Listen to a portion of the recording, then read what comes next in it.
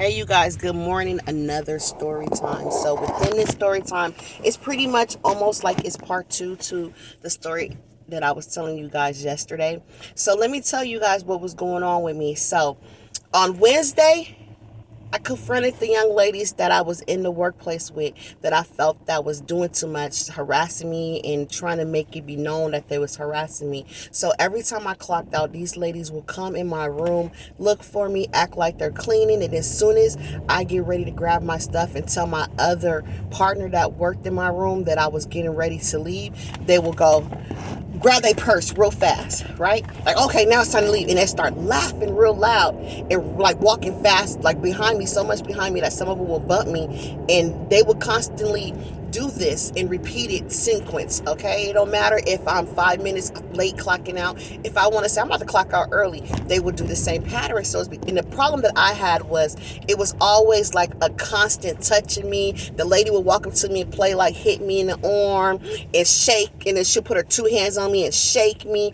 And I used to let her do that because I used to be like, oh, it's just all in fun, right? You know how you play with as adults, but she keep doing it to us. So that day I was telling you I was going through something. I didn't want anybody to touch me. I didn't want this, because let me tell you about the touching thing. You can transfer bad spirits through touch, and I'm starting to learn that. So I'm being cautious of letting people just touch me, and you be cautious of letting people just touch you too. For instance, I went to the store and this lady walks up to my car and she puts her hands on my shoulder as she's talking to me, and I already start feeling gloomy. Like, I'm not trying to overdo it or be dramatic. I already start feeling like a bad juju. And on top of that, she gave me her card, talking about she's selling jewelry and stuff like this. And I was like, okay. Once again, I was on the clock at work with a consumer, so I'm trying to play it cool. But if I was by myself, I'd have rolled the window up like I didn't see her. But I didn't want to see my consumer treat other people like that. And I said, okay, thank you, I'll pass the word. But she put her hand on me the whole time she's talking.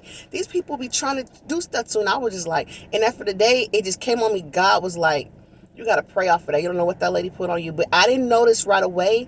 It was like a couple of days later when I start feeling like I need to pray over that lady touch me. I don't know why, but everything is going bad. Okay, but back to the current story. Okay, so I tell her, like, I just feel like every time I clock out, you guys are always clocking out. Then it's not just that you always hitting on me, like that. And then she goes, yeah, we do. She was honest. This is the same lady, you guys, that was honest previously. Me and this same lady got into it almost 2 years ago when she kept bumping me in the hallway, and me and the managers had a meeting about that. I said, you bumped into me like 3 times, and this is before I knew she was playful like that. I said, I don't like it, okay? And then so the manager was sitting right there, and the lady, the thing I like about her, she's not a liar. She's honest. She said, yeah, I bumped you 3 times. I'm sorry. I said, and my manager agreed. Well, I bumping somebody 3 times within amount of times in the day is kind of offensive.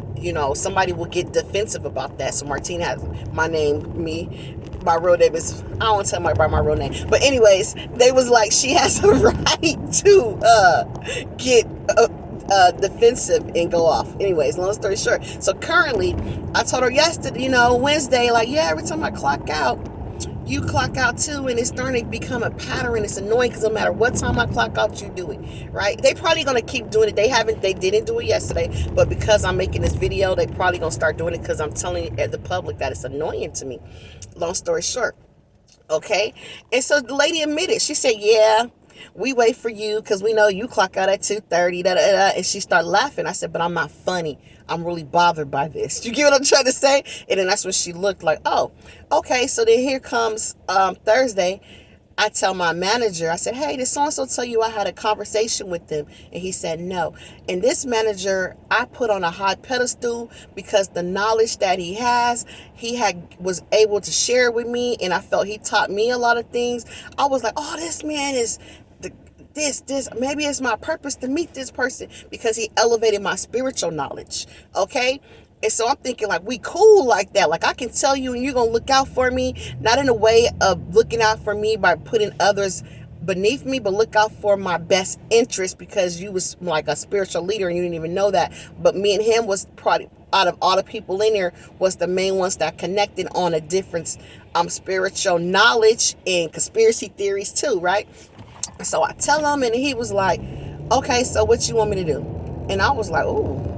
dang, I'm thinking you was going to be like, dang, what happened? So how you want me? No, and I was like, well, right now, I just want you to document that I came to you, because if I have to take things further, I want it to be notated that you know, because you are the leader within this facility, how your employees are acting. That's what I said. And he went like this, like, okay. And he's got a calendar and wrote down, noted that we spoke, right?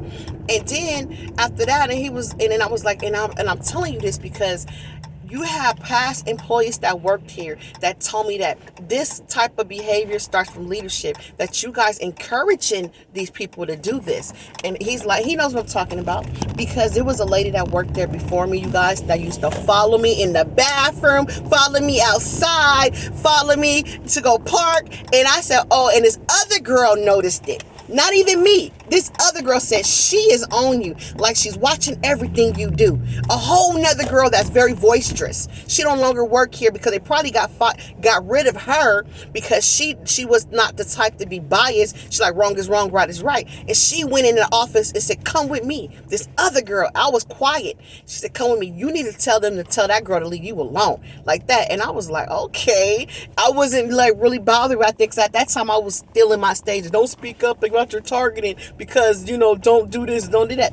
So this lady and I walked in there, and the lady admitted that they told her to do that. She said, I'm just doing what management told me to do. And I was like, oh, right. And then he's trying to deny it then. That was like 2 years ago. Well, let's speed back up. So all of a sudden I tell this manager the situation that's happening. I said, you know, this happened to me before, so I didn't know where to park. So can you please handle it, right? And next thing you know, the next day comes, he got some attitude with me. Don't want to say good morning. Don't want to say nothing. Don't acknowledge that I'm there. Because I'm like, hey, good morning. Like all this good stuff, right? And he's like walking around mad, like with you can feel the spirit. And it's so heavy that, remember the girl that I told you guys that I prayed with? Even she was like, good morning. It's kind of thick in here. I'm going to just stay to myself. And I said, you notice that too? Yeah, she said it's kind of heavy. But guess what happened that same day? When we were saying that the tension is thick, there was a consumer that came with a Bible that don't normally come with a Bible, y'all, and pulled out a scripture again. And it's just true story. That's why I said story time. I got to tell you. And said, and he told the other girl, not me, the one that I first prayed with, and said, I got a scripture that I want to read. Peter, I forgot, it was like verse 9, but I forgot the other, verse, Peter, and I know it was like chapter 9, right? And it said, do not return evil for evil. Dude, it was talking about evil will cast upon you, but if you do not cast evil for evil, you will be rewarded. Y'all can't tell me God is not in on your spiritual journey. Y'all can't tell me targeted is not tied with a spiritual connection. Because I was thinking, like, I'm about to go in there and go off, because what he mad at me for? Why are you mad at a victim? Why are you victim shaming a person? Why you have an attitude because I'm telling you I don't like how somebody treat me? I could have went there and cussed everybody out and went off, but I did it the right way by saying, I'm just bringing it to your attention. This is happening. And if you, however you want to make it stop, make it stop. Instead of just going like, girl, why you follow me? Girl, why you could get ghetto and do all that kind of stuff and make a big ruckus. But because I handle it in the manner that's supposed to be appropriate, you got an attitude, right? That's how I feel. That's my perception. That's how I feel of the situation. But long story short, you see how God got his hands all in the mixing pot. A consumer, someone that's supposed to have intellectual disabilities, came with the Bible and bust out the scripture that was needed at that time. So that's why I'm just here to keep telling y'all my story times, to encourage you to know that why I speak about God is not because I just heard about God. God really works in my life, and he's going to work in your life through this. And that's why I'm able to make videos and continue living life. Because someone said, oh, I was researching the lady that says she was targeted, but it says she has her own business and it's still up and running. That's odd, because usually they destroy it. Can't nobody take away from you what God has for you. For an example, I go through a lot, but I still get up. I still hang out with friends. I still have family, because they took it away. But I said, you're not going to take my friends and family, devil. The devil is a lie. And so I kept continuing pushing with them. I even got to the point where I was able to tell them about my targeting. I even got to the point where I have some of them telling me about targeting. Like making sure I know the information that I need to know so I can stay afloat. I still go to work despite of all the enemies I have around me. I still have my own business with an LLC. You know that it's harder than anybody else, but you still can do it. You just got to push through it. The reward that you're going to obtain is way better than the problems that you're going through. So please push through. Please listen to the story and apply it to your life. Thank you for listening all the time. Talk to you guys soon.